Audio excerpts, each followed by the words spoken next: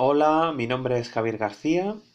soy integrante de la Red de Investigación en Comunicación Comunitaria, Alternativa y Participativa, RICAP, y vengo a presentar la disputa de las emisoras comunitarias por el espectro radioeléctrico, un problema invisibilizado de libertad de expresión. Bueno, las primeras experiencias de estas emisoras se dan a finales de los 70 y proliferan durante los años 80, donde llegan a tener bastante protagonismo en un momento de mucha efervescencia social y política, donde muchos colectivos de base, ecologistas, grupos feministas, como que empiezan a desarrollar sus propios proyectos y sus propias iniciativas de forma más abierta, de forma más creativa. Y bueno, también toda la evolución y desarrollo tecnológico pues permite que puedan acceder a crear sus propias emisoras de radio con equipos autoconstruidos, con una visión no profesional de estos medios, accesible a cualquier persona con interés de poder comunicar, y abriendo el espacio pues a nuevos mensajes y nuevas propuestas, ¿no? Lo cual genera un efecto llamada que hace que se repliquen muchas de estas experiencias, ¿no? Con mayor o con menor éxito, emisoras efímeras, otras que logran consolidarse, ¿no? En un momento en el que hay persecución, muchas emisoras son cerradas, eh, y otras no consiguen mantenerse, ¿no? Un fenómeno que se da en otros países, pero la particularidad española es que a diferencia de otros países, pues como no, Italia o Francia, donde después de unos años de clandestinidad de estas emisoras, pues finalmente acaban siendo reconocidas legalmente, y bueno, con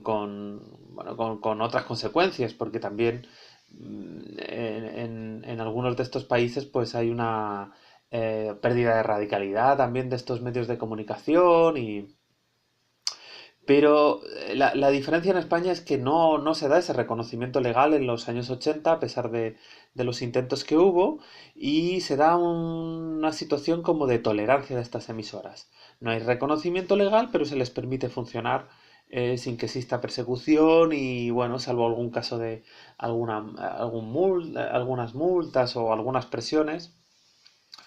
pues las emisoras logran desarrollarse, pero siempre con dificultades, ¿no? Desde marginalidad,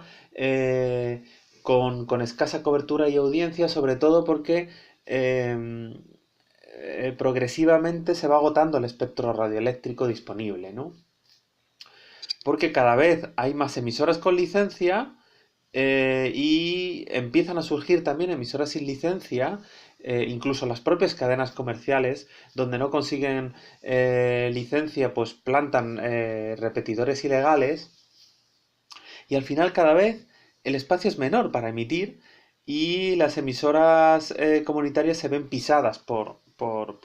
emisoras más grandes, ¿no? En una pugna que en algunos sitios pues adquiere casi categoría de la ley de la selva, ¿no? Gana el que más fuerza tiene y el que tiene el transmisor más potente, ¿no? Y en esa pugna las radios comunitarias van quedando excluidas cada vez más del dial, y ahí Internet,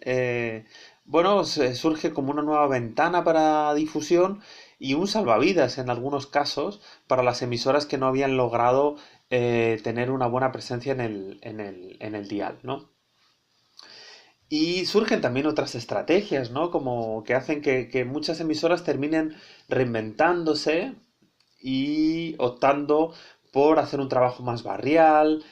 por tejer con otras organizaciones comunitarias, por darle una dimensión a la radio como un espacio de formación, de inclusión social, de generar proyectos. eh,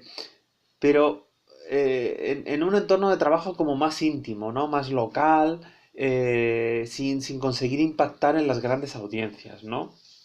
que al final pues han sido acaparadas por las grandes cadenas de radio que han acabado acaparando el dial, ¿no?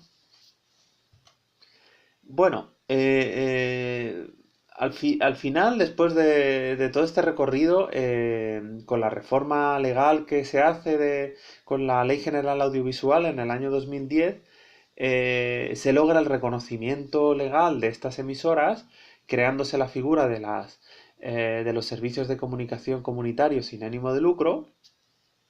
planteándose que tiene que haber una reserva del espectro e incluso un reconocimiento a experiencias previas, ¿no? Lo que ocurre es que al final esta ley no se aplica. El gobierno planteaba en su momento incluso que de reconocerlas se iban a otorgar potencias muy reducidas y mucha restricción en su cobertura. eh, pero que ni siquiera se llegó a aprobar este reglamento y las comunidades autónomas se desentendieron de la ley, siguieron repartiendo frecuencias mediante concurso destinado a emisoras comerciales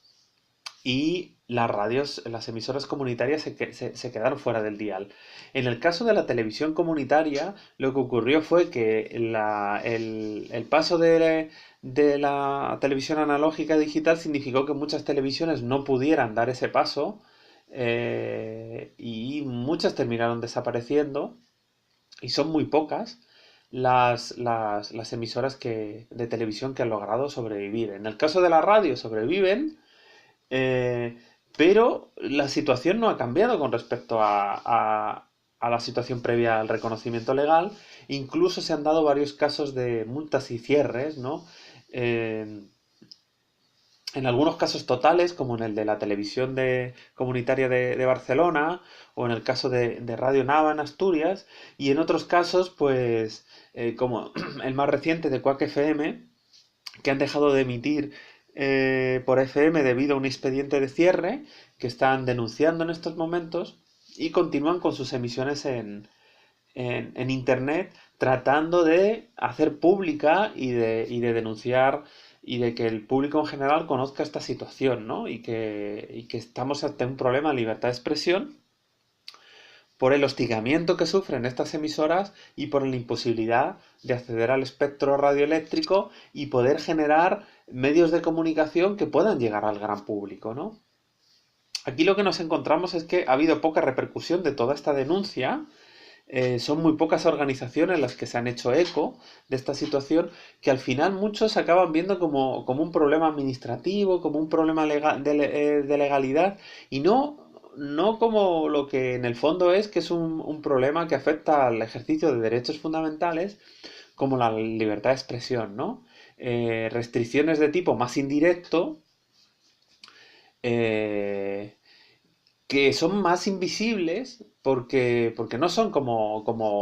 ocurre en otros países o como ocurría en otros momentos, ¿no? Radios comunitarias, por ejemplo, en América Latina, que tienen que al carecer de licencia y de autorización, pues son perseguidas, hay detenciones por parte de la policía, se les aplica un proceso penal e incluso en algunos países se mantienen penas de cárcel para los promotores de estas radios sin autorización, ¿no? En el caso español, al ser la situación distinta, pues no es tan evidente estas restricciones y eso quizás hace también que el problema sea como más, se diluya y tenga mucha menos repercusión, ¿no? Y finalmente,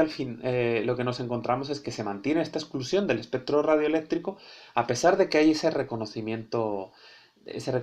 formal, ¿no? Claro, la situación que nos encontramos es que, bueno, efectivamente, podríamos pensar que esto es un problema ya resuelto, que es un problema del pasado, porque ahora tenemos Internet y que Internet es como el espacio que nos permite crear nuestros medios de comunicación sin ningún tipo de restricción.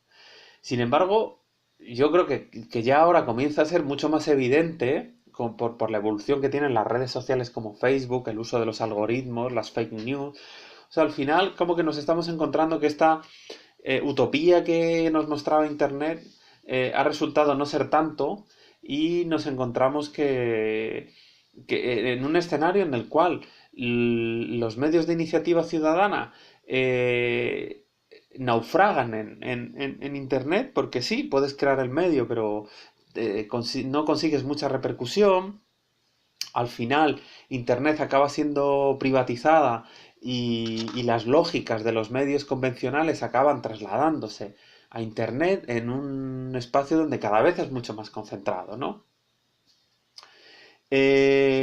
Por otro lado, también nos encontramos que la pelea por el espectro radioeléctrico parece que la hemos perdido, ¿no? Que al final vemos que las radios comunitarias no consiguieron o sea, no consiguieron en la práctica acceder al espectro y que cuando han acudido a distintas instancias judiciales, otras organizaciones, organismos audiovisuales, todo este problema de su exclusión del dial, pues no ha tenido, no ha tenido repercusión. Han perdido los juicios, no se les está reconociendo ese derecho, el dial se está terminando de repartir y bueno, pues el problema parece que ha quedado sin resolver, ¿no? Y nos encontramos paralelamente que cada vez más hay una tendencia a destinar Internet a las nuevas tecnologías que por lo general son tecnologías vinculadas a las empresas de telecomunicaciones o a la telefonía móvil, que son espacios mucho más privatizados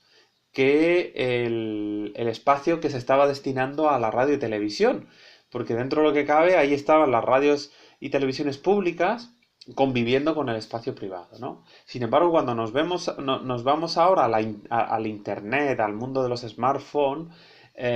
nos encontramos que todo ese uso del espectro radioeléctrico es un uso totalmente gestionado por empresas privadas, ¿no? Y cuando lo llevamos a Internet nos encontramos que es un espacio copado cada vez más por las empresas, donde las organizaciones sociales y la iniciativa ciudadana tienen un protagonismo muy pequeño y además acaba generando un rol de usuario, ¿no? Entonces, como que lo que quería plantear con esta comunicación es como, a partir de esta experiencia que hemos visto con las emisoras comunitarias, tratar de anticiparnos a estos nuevos escenarios, ver aprendizajes de esta experiencia, ver también la importancia de la resistencia que están teniendo estas emisoras comunitarias, porque a pesar de esta problemática mantienen su existencia y su reivindicación por el espectro radioeléctrico, no han abandonado esa pelea y quizás pueda ser importante ver cómo termina de desarrollarse esa pelea, porque puede ser un importante antecedente de cara a qué va a pasar en las próximas tecnologías, ¿no? Porque lo que estamos viendo es que el espectro radioeléctrico, o sea, si bien la radio y televisión tradicional están perdiendo protagonismo frente a Internet, el espectro radioeléctrico está siendo cada vez un espacio más en disputa y con cada vez mayor protagonismo con el Internet, por este desplazamiento que está teniendo también el mayor uso de las tecnologías y de las aplicaciones de los teléfonos móviles, ¿no? Eh, y bueno, esta es un poco la reflexión que quería traer un poco para que veamos un poco, a ver qué nos sugiere. Así que nada, muchas gracias por la atención y por poder participar en este espacio.